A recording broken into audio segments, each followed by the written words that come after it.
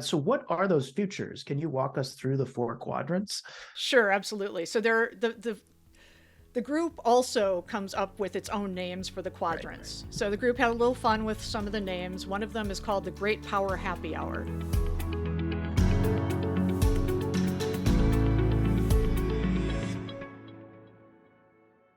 Well, hello, everyone. I am Kharis Templeman. I'm a research fellow here at the Hoover Institution.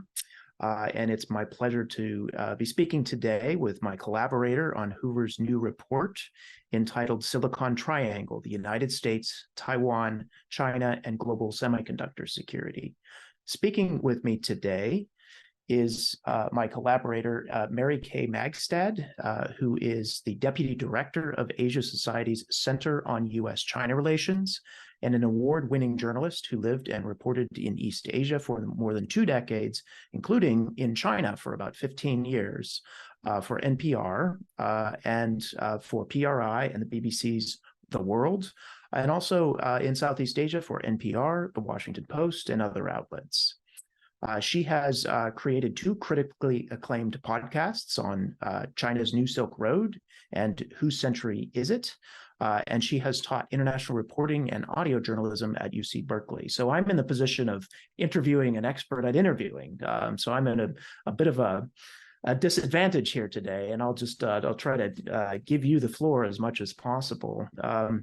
But the reason we're speaking here today, Mary Kay, is that you have a chapter in this new report on the semiconductor industry, and it's really kind of the scene setter for the entire report. And so I wanted to draw out a little bit the motivations for this report in our conversation today. So thanks for joining me again today. It's a pleasure to be with you, Karis.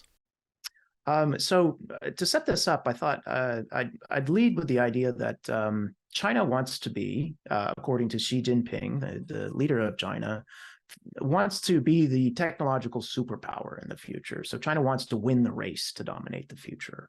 And this comes from Xi Jinping, party documents, statements from their own foreign policy experts, and others. And the question that poses for us is, what would the world look like if China actually succeeded in that goal? And second, what if we don't like how that world looks, should the United States and our like-minded partners and allies do about that? And so within that question, the report that we're going to talk about today focuses specifically on the topic of semiconductor chips. And the irony in the U.S. China competition to win the future is that most advanced chips are produced not in the People's Republic of China or in the United States, but in the island of Taiwan, which is a de facto independent state, but recognized not by the United States or the PRC, and claimed by China as part of its territory. And so the report begins with a question of how to frame the challenge. And Mary Kay's chapter lays out something called scenario planning. So I wonder if, Mary Kay, you could talk us through a little bit about the concept of scenario planning, why we started with this, and how it's helped us kind of lay the foundation for the rest of our analysis. Sure. So scenario planning is a tool to help whoever's involved in the process think more agilely about what kinds of futures may come. It's not meant to predict, it's not meant to forecast. It's qualitatively different from either of those approaches. So, what happens is that the group that is involved with whatever the big question is comes together and works together to think about, okay, what are the driving forces that could shape the future? What do we see that could matter to what matters to us? In this particular case, the group that came together included very senior, very knowledgeable specialists in security, in the semiconductor industry, in China, in economics, and more. And so different people were coming with different perspectives about what was going to matter the most. They came up with more than 200 driving forces and narrowed it down to 2. And those 2 were, and this is connected to 3 main questions, I should say first. So the 3 questions were, what should the United States do in the near term to reduce current vulnerabilities to semiconductor supply chain disruptions? And what should the US do over time to create more durable access to the types of semiconductors needed when they're needed? That's number one. Number two is, how can this be done in a way that lets Taiwan and its semiconductor industry continue to thrive and for Taiwan to continue to be self-governing? And then the third one is, how can the United States and its allies guard against any new vulnerabilities that might come as China develops its own semiconductor industry and other technological capabilities? And also, how can the United States and its allies, as a team working together, be ahead of the curve in creating and leading in new critical technologies? So with those questions in mind, the group brainstormed. And the two driving forces they decided to focus on were, will the global economy become more integrated or more hived up into blocks? And will the United States continue to lead in technology in general and semiconductors in particular, or will China take the lead? In scenario planning, what you do is once you have those two driving forces that you're going to focus on, you basically create 4 quadrants. And you walk out in all 4 of those directions. So, in each one, there is a pairing of 2 variables. And those create very different futures. What you do when you walk out isn't to say, oh, I like this one, let's make this happen. These are all plausible futures. Any one of these might happen. Some combination of them might happen. We might move from one future into another and then back again. So you need to be prepared for any of those things to happen. It's just a way of helping the group think about all of these plausible futures and then say, okay, so what can we do that would keep us open to the best possible future we want, to help us take advantage of opportunities as they come, to be proactive in creating those opportunities for ourselves? And how can we also guard against risks? And how do we know when we're moving into a particular kind of future where we need to take that kind of action? Okay, great. So what are those futures? Can you walk us through the 4 quadrants? Sure, absolutely. So the group also comes up with its own names for the quadrants. Right. So the group had a little fun with some of the names. One of them is called the Great Power Happy Hour. That's where the United States and its partners lead. There's an integrated global economy. It's a peaceful world. Western liberal rules dominate. The West keeps its lead in technologies, including semiconductors. And that happens partly because there's a greater investment and focus on STEM education and research and development, especially but not only on semiconductors. The U.S. and its partners in this scenario have a robust semiconductor supply chain and an assured supply of semiconductors. Global sentiment about China has turned more negative in this scenario. U.S. and allied defense spending remains significant. And the West has been able to create better protections against espionage and intellectual property theft. There's the second somewhat peaceful scenario is the China dream, where China leads, but there's not turbulence, there's not war. China leads in technologies, including in semiconductors. It leads in the global economy. It leads in setting international rules and standards for technologies and other things. And it potentially also leads as a positive example for other emerging economies. And this scenario might come to pass because the US and its allies have failed to outcompete China, economically or in terms of values. Partly because the US internal divisions and strife in this scenario are out of sync with the values that it purports to uphold. In this scenario, Taiwan has voluntarily become part of the People's Republic of China, perhaps out of pragmatism. It's accepted the incentives that China has offered while also recognizing it doesn't have much choice. And this scenario is particularly salient as we're speaking, because as we're speaking, China's Navy has carried out its biggest ever deep water military exercises around Taiwan. The Defense Ministry says at least 35 Chinese military planes flew around the island. The Shandong aircraft carrier came within 60 nautical miles of Taiwan's coastline.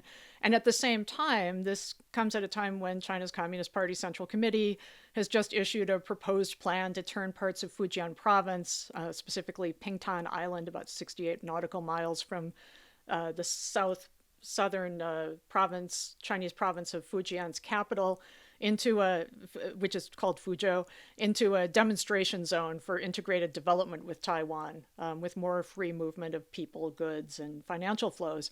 So it's kind of this. There are incentives being offered, but there are definitely there's a stick that's being waved as well at the same time. And so in the scenario the group talked about, the China Dream, perhaps Taiwan has gone through some number of these sorts of carrot and stick exercises and decides the world's going in a particular way. Let's do what makes the most sense for us in this scenario. There are also two fairly turbulent futures. One of them was called Cold War 2.0. In this one, there are trade blocs rather than an open, integrated global economy. And perhaps the trade blocs divide more open and closed societies, democratic versus authoritarian states. There's still some trade across blocs, but it's more difficult and more expensive. In the U.S. bloc, rules-based trade continues, but China doesn't necessarily accept many of those rules. In this scenario, the U.S. and allies compete on their democratic and free market values. China competes by being willing to trade and invest in any country, pretty much as it does now. There's an increased fear of war in the South China Sea or in Taiwan, but China hasn't yet seized Taiwan or blockaded it. It is, however, acting more aggressively and in a more threatening manner. The United States and its allies, in response to that, and also because it's in their own interests, strengthen their direct relationships in the region, including and especially with Southeast Asian countries and with ASEAN, the Association of Southeast Asian Nations. And in the last scenario, the downward spiral, China believes the East is rising and the West is declining, and that is borne out here. But there's significant friction. China has outcompeted the United States and its allies. It's created a new network of global trade and power with China at the center. And whether it calls that the Global Development Initiative or the Belt and Road Initiative, it's the same kind of thing. China has offered loans and investments and is the predominant trading partner for most countries in the world. And the United States and its partners have not really responded in a way that's attractive or compelling for those countries. There have been missteps ranging from internal political polarization in the U.S. and xenophobia and the erosion of U.S. democracy and rule of law, all of these weakening American soft power. And there just haven't been effective responses to China. China, meanwhile, has gotten where it is by being more consistent, reliable, and pragmatic, by offering what it calls a win-win. And even if specific countries or many countries don't necessarily always think that the wins are being divided equally, they at least think it's the best deal they can get. So in this particular scenario, the U.S. and its partners are at least partially decoupling from China, and they're urging non-aligned countries to choose sides, but few do. So you've mapped out 4 very different scenarios for how the future could look. A couple of those are, as an American, they look really bad. And as someone who cares about Taiwan, they look pretty bad too. If I were sitting in Zhongnanhai in Beijing, I might like those scenarios. But I want to ask 2 questions here. The first is about what are the kind of black swans, or in the Chinese parlance, the gray rhinos, the things that we have no idea about right now, or we're not paying close attention to, that could really kind of change the tide of the direction that would move us into a different quadrant from the one we're in now. Well, the thing about black swans and gray rhinos is you don't know what they are until they happen. Right. And as you know, many of the biggest shifts in China happened when no one saw them coming. And it's not that the signs weren't there earlier. It's just that maybe people weren't paying as much attention to those particular signs or to connecting the dots in a particular way.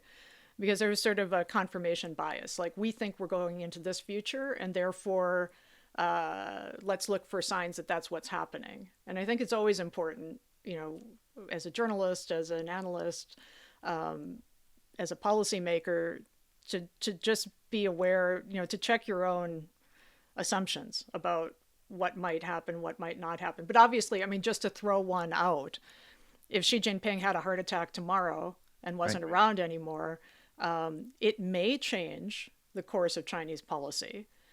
There certainly had been before Xi Jinping came into office in 2012 for the party, 2013 for the government, a belief that China was moving in a different direction. It was still going to be an authoritarian state, but more open to the world, more looking. I mean, basically, it was going to be something like the China that's in the China Dream, that was able to attract via its own soft power, which China still does to some extent, but certainly not as much as it used to do. Partly because of the wolf warrior diplomacy, the sort of more aggressive way of being in the world, the sort of assumption of China is now one of the two top global powers and it can throw its weight around. And a number of countries have voted with their feet by saying, well, I mean, so to speak, not that a country can walk anywhere, but saying, okay, well, we would like to have other options. We're not saying absolutely no to you, but we want to be able to multi-align so that we're not so dependent on you. So were Xi Jinping not to be the top leader in China anymore with so much power concentrated in his own hands, there might be a rethinking of, did this work for us? What could we do to strengthen our position in the world in ways that matter to us in the long term? Are there certain things that we're doing that maybe we could forego, where we're being particularly aggressive right now? Right. That's a possibility. Okay, so that's the China issue. China is perhaps the most inscrutable of the pieces in this puzzle that we're looking at. The U.S. is in some ways much more transparent, but also more complicated in some ways than the Chinese leadership model. And so are there things in the United States you see that could significantly affect which of these quadrants we end up in the future? You mentioned a couple, but I want to kind of draw you out on this question a little more. If the United States became an authoritarian state, that would change the equation. Very much. And that's not, there's not a 0% chance of that. There's a non-0% chance of that. So I think most Americans hope that doesn't happen, but there are political winds that could blow in that direction. There's at least a minor chance. What else could happen? I mean, certainly on the more positive side, a greater investment in education, STEM research, or STEM education and research and development could make a positive difference. The CHIPS Act is already making a positive difference, but that's a first step. There's a lot more that needs to happen in terms of increasing long-term investment in the very things that we focused on in this report that are important to America's future and to the future of any country that, basically any country in the world that depends on semiconductors in particular to power so much of what's in our lives. There are other technologies as well. There may well come to be a technology that supersedes semiconductors. I mean, that's one of the things the group considered, as the working group considers, as it was thinking about plausible futures. So how do we become the country or the grouping with our friends and allies who come up with those technologies, who lead in those technologies? It has to come through greater investment and a greater commitment to funding the sorts of efforts that lead to that kind of research and that kind of a breakthrough.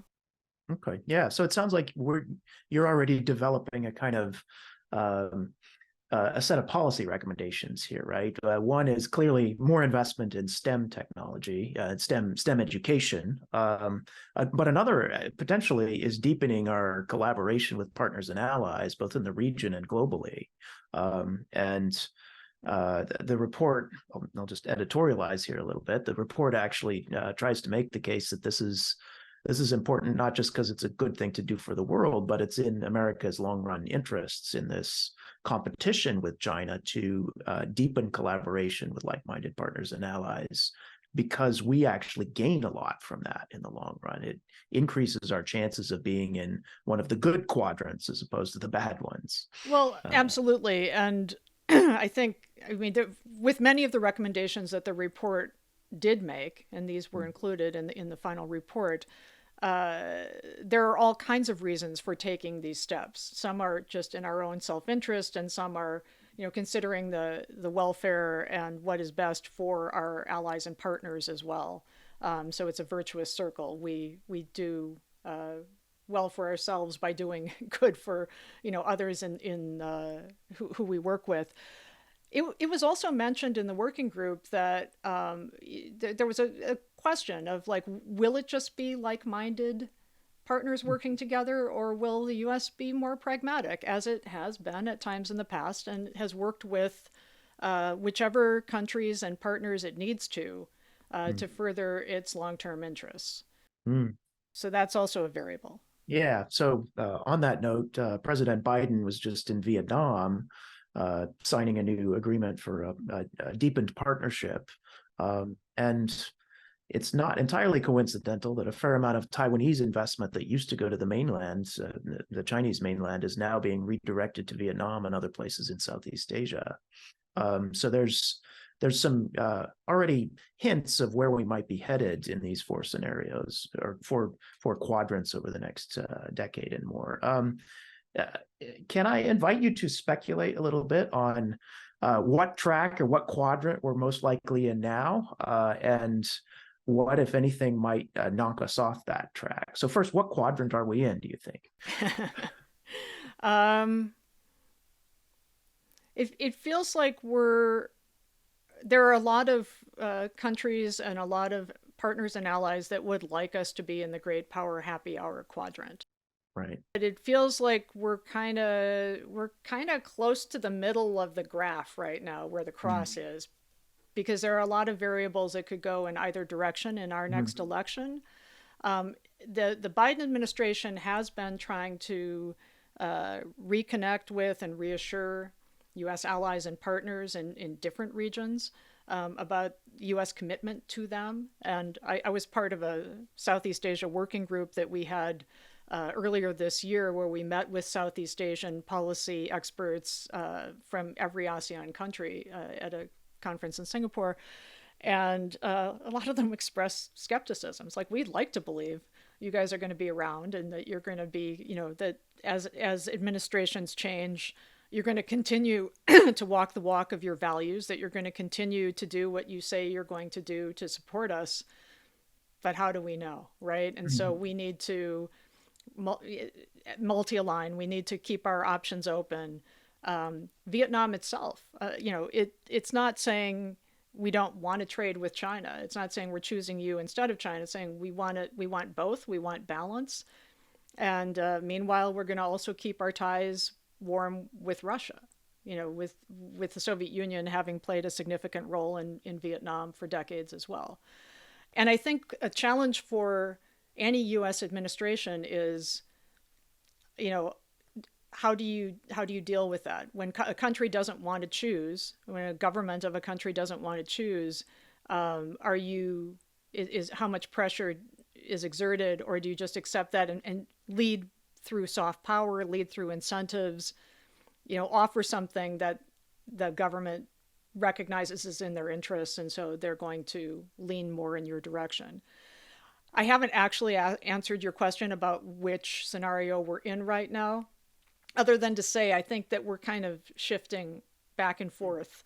Probably still in great power happy hour, but there's room for it to move.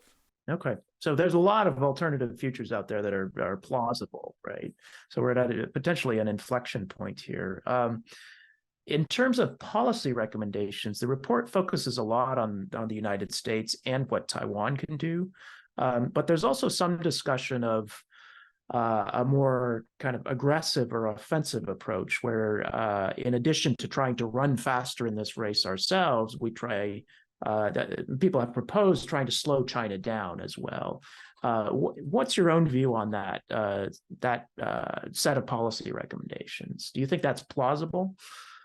Well, I think having restrictions on what kinds of semiconductors China has access to has slowed some Chinese companies down, has slowed some technological advancement down.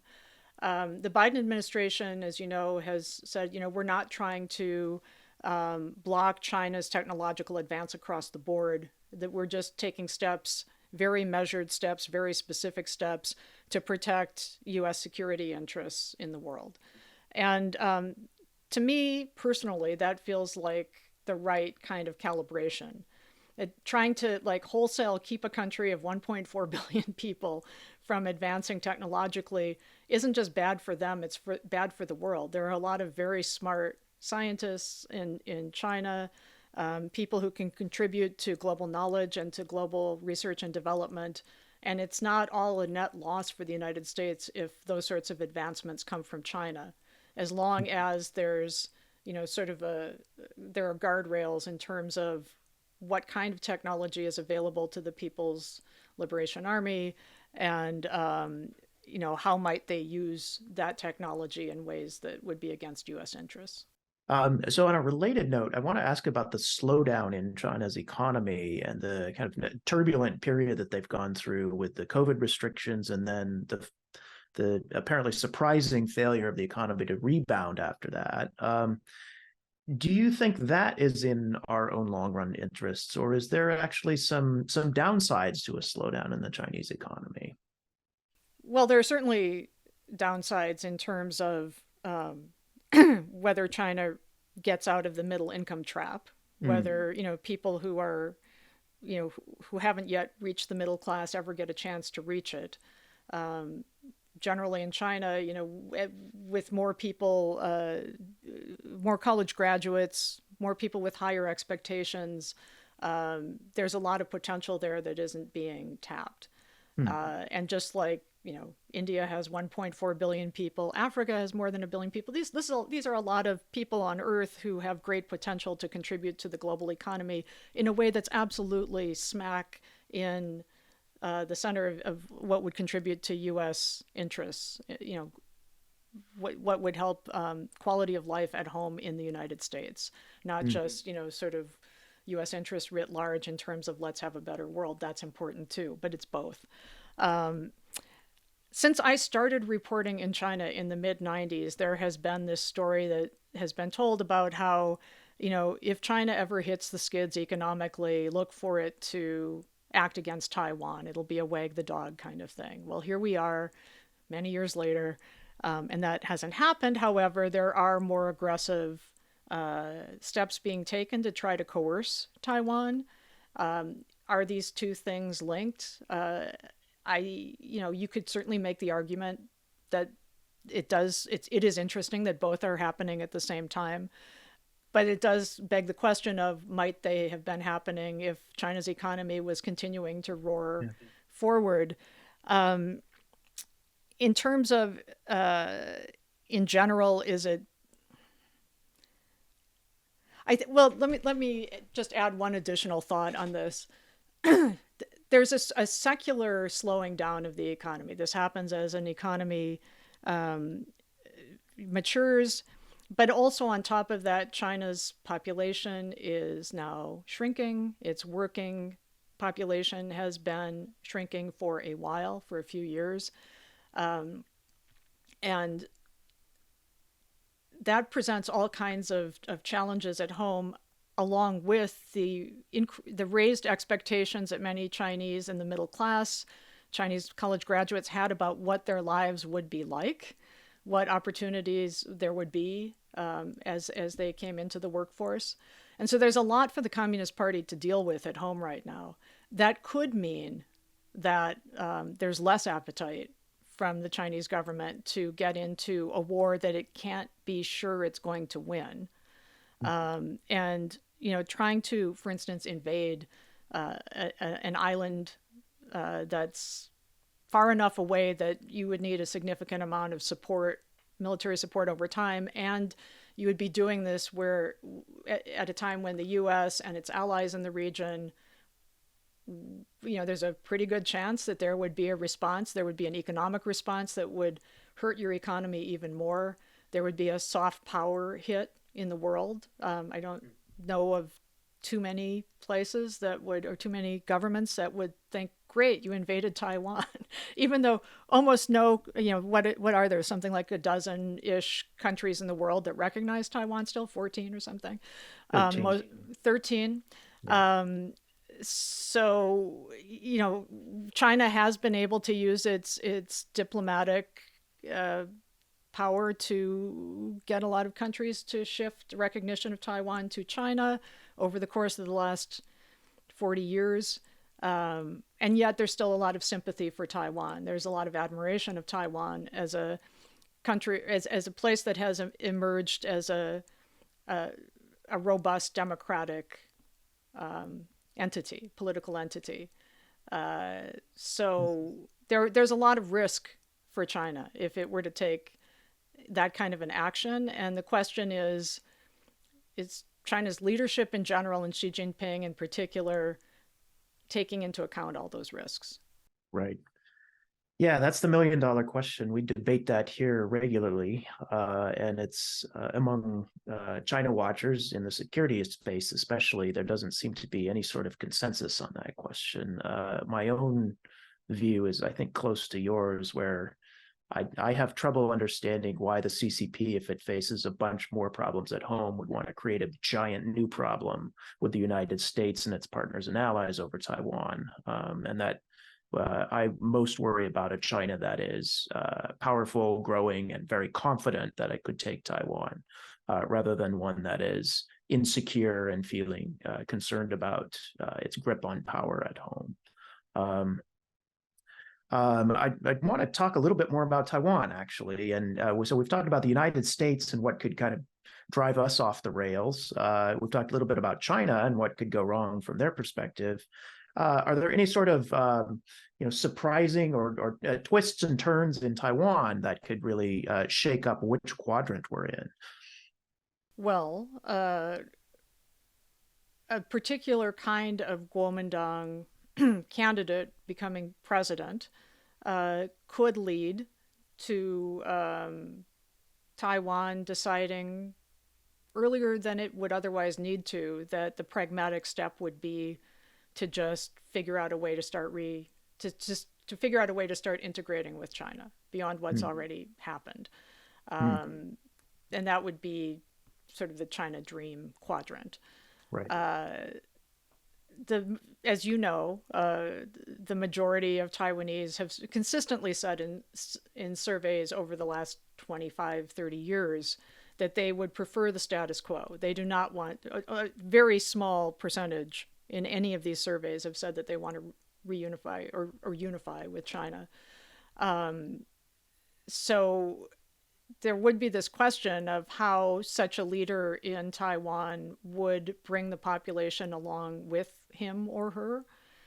But I could see that as a variable that could shift things pretty quickly.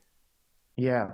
And in my own view on this is if Taiwan remains a robust liberal democracy, that scenario is very unlikely, at least given current public opinion trends in Taiwan. But we've talked about the possibility that the U.S. could move in an authoritarian direction. If Taiwan were to move in an authoritarian direction, that actually opens up that possibility, and in my view, makes Taiwan a lot more vulnerable to that sort of coercion scenario. So let's talk a little bit about supply chain security now. The emergence over COVID of supply chain shortages in the chip sector actually kind of drove home for a lot of Americans how reliant we are on overseas supply chains for critical materials. So part of the goal of this report was to try to explore different incentives and scenarios where that supply chain vulnerability is lessened somehow.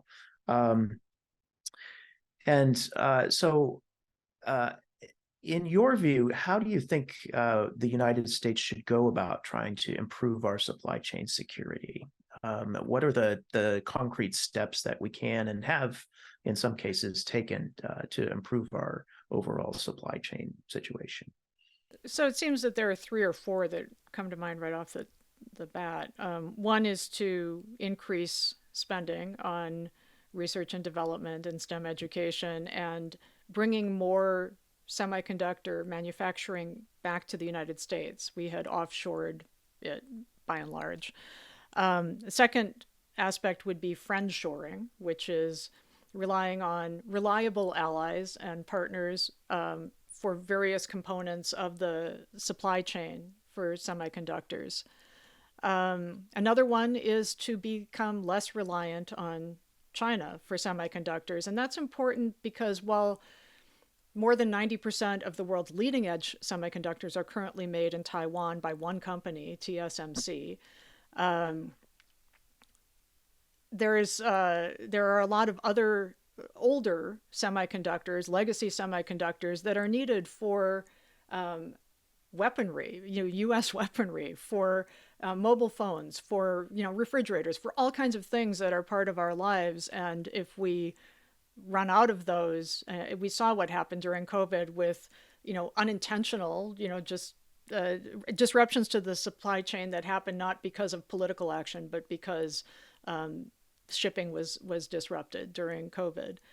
And the fourth thing is, and we talk about this in the report, figuring out how to support Taiwan so that both because they're our friend and ally, but also because their semiconductor industry is critically important to our economic well-being and to that of other countries in the world. So it's a web, a nexus of various things that need to happen all at once. Yeah, great. So that's all the time we have for today. I want to thank Mary Kay Magistad for the conversation and to plug her chapter in our new Hoover Working Group report entitled Silicon Triangle, the United States, Taiwan, China, and Global Semiconductor Security. Thanks again for joining me today, Mary Kay. Thanks for having me, Kharis. It's been a pleasure. I'm Kharis Templeman. Silicon Triangle is a special podcast series of matters of policy and politics.